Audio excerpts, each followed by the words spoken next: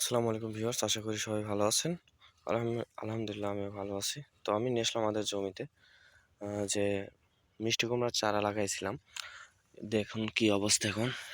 এই যে দেখছেন, রসুনের সাথী ফসল হিসাবে মাঝখান দিয়ে ড্রেন করে মিষ্টি কুমড়ার চাষ করা হয়েছে। এই দেখুন এত সুন্দর, মানে চারার আহ, দেখুন এই যে এর নিচ থেকে আরো যে নিচ্ছে কুশি, আমরা কুশি বলি, কুশি নিচ্ছে দেখুন। আর গাছ এখনো সবুজ। আমি কিন্তু এর উপর কোনো স্প্রে এখনো এই জমিতে করি নাই, বা সার যে সেভাবে দেওয়া।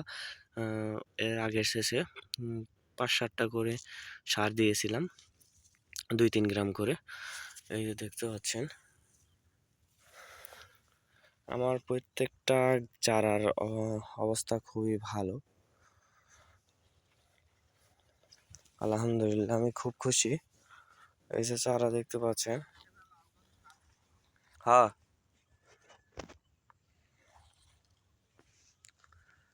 হয়ে গেছে সব।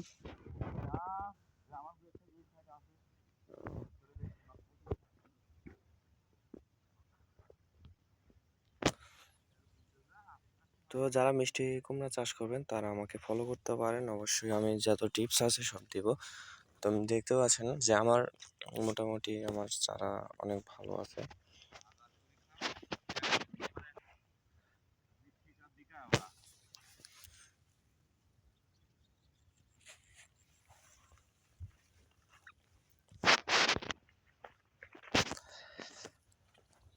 তো আমি পরের শেষে আমি সার দিব এবং স্প্রে করব, কারণ রসুন তুলতে এখনো 1 মাস আছে।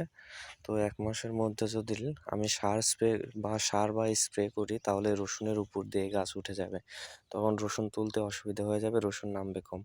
এই জন্য পরের শেষে আমি দেব এই সার এবং স্প্রে প্রয়োগ করব। আর কি সার কি স্প্রে করি আমি অবশ্যই আমি পরের ভিডিও আবার দিব।